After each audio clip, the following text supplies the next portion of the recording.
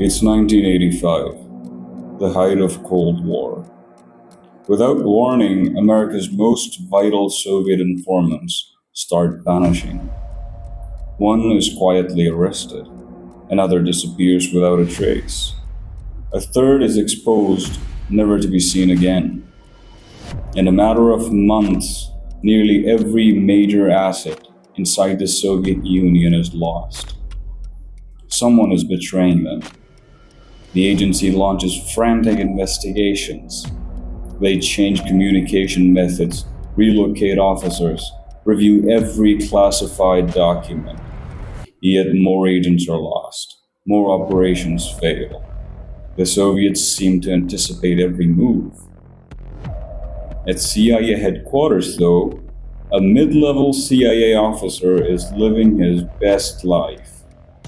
He purchases a $540,000 home in cash, drives a luxury car, wears designer suits, and even dines at Washington's finest restaurants, all on a government salary. And yet no one suspects a thing. No one investigates. His name is Aldrich Ames, and over 9 years, he will dismantle the CIA's operations behind the Iron Curtain.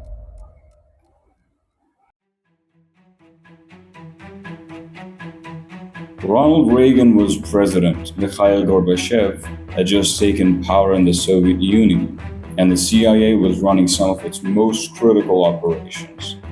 Deep inside the agency's headquarters in Langley, Virginia, is a middle-aged case officer named Aldrich Ames. Now, Ames wasn't supposed to be a traitor from the beginning. Born in 1941 in River Falls, Wisconsin, he grew up in a middle-class family with a father who worked for the CIA. Carlton Ames was a college professor turned intelligence officer, and young Rick, as Aldrich was known, seemed destined to follow in his footsteps. He studied history at the University of Chicago, joined the CIA in 1962 at age 21, and began what appeared to be a promising career in American intelligence. But Rick Ames was never the sharpest tool in the shed. His colleagues described him as competent but unremarkable, someone who got by on connections rather than brilliance. He struggled with alcohol, had difficulty managing money, and seemed to harbor growing resentment toward the agency that employed him. By the early 1980s, after more than 20 years of service, Ames was stuck in middle management, watching younger officers get promoted past him.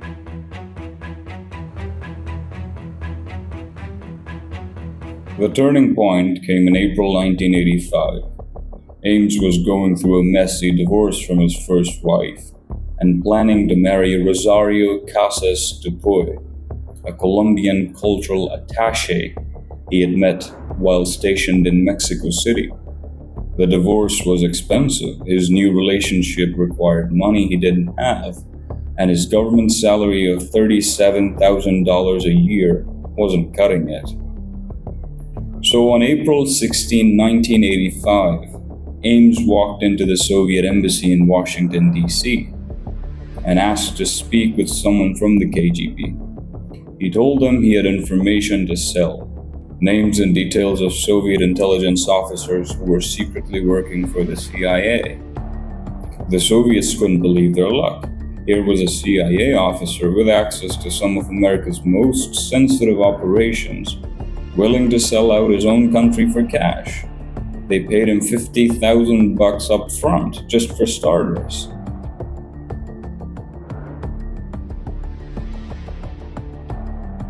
Within months of Ames' betrayal, Soviet intelligence officers working for the CIA began disappearing. Dmitry Polyakov, codenamed Top Hat, had been feeding information to the Americans for nearly 2 decades. He was arrested, tried, and executed. Sergei Motorin, who had provided crucial intelligence about Soviet operations in Washington, met the same fate. Adolf Tolkashev, an electronics engineer who had given the CIA invaluable information about Soviet military technology, was also caught and killed. One by one, the CIA's best sources inside the Soviet Union were being rolled up. By the end of 1985, at least 10 major operations had been compromised. The intelligence community was in panic, but they didn't yet know they had a mole in their own midst. They thought it might be poor operational security, bad luck, or perhaps the Soviets had just gotten better at catching spies. Arguably, the most tragic case was that of Sergei Fedorenko, a Soviet nuclear arms expert who worked at the United Nations and was recruited by the CIA. Although Ames did betray him, Fedorenko managed to avoid arrest and eventually settled in the United States. Over the course of his 9-year espionage career, Ames received approximately $2.7 million in cash from the KGB, with an additional $1.9 million promised but never delivered, making him the highest paid spy in American history. He bought a $540,000 house in Arlington, Virginia with cash. He drove a white convertible Jaguar. He wore expensive suits and took luxury vacations with his wife. The string of compromised operations could no longer be written off as a coincidence. It's 1986 now, and the internal suspicion hardened into something more concrete. There was likely a mole operating within the CIA. To investigate, the agency quietly assembled a small, highly trusted counterintelligence team. Leading the group was Jean Vertefeuille, a seasoned officer with decades of experience in Soviet operations. Working alongside her were analysts and field experts, Sandra Grimes, Diana Worthen, and Dan Payne. But the investigation was plagued from the start by dead ends and misdirection. At one point, the KGB deliberately leaked false intelligence, suggesting that the mole was stationed at the CIA's Warrenton Training Center in Virginia. The agency took the bait, launching an exhaustive investigation into nearly 100 employees at the site. Nothing came of it. Then in 1989, rather than chasing shadows, the team began cross-referencing financial records with personnel who had access to highly classified information. It was a slow and tedious approach, but grounded in logic. That's when Aldrich Ames's name began to rise to the surface. His spending was impossible to ignore. Ames had claimed the money came from his Colombian wife's family, but further digging revealed no such wealth existed. Despite this glaring red flag, progress stalled due to a mix of inertia and bureaucratic missteps. One investigator, for example, who was assigned to follow Ames's financial trail, was sent off to a 2-month training course. No one replaced him. By 1991, with the CIA nearly blind in Moscow and pressure mounting, the agency brought in the FBI. A formal joint investigation was launched under the codename Operation Night Mover. The FBI took over surveillance on Ames, beginning a slow and deliberate operation to confirm their suspicions. In 1992, they had secured legal clearance to wiretap Ames's home and office. The break came on October 13, 1993. FBI agents watched as Ames walked up to a mailbox at 37th and R Streets, NW in Washington, D.C., and left a chalk mark. That was his prearranged signal to his Russian handlers. The next day, he retrieved the packet from a known KGB dead drop site. That drop matched his established pattern, right down to timing and location. Inside was cash and fresh instructions. The authorities aimed to catch him in the act.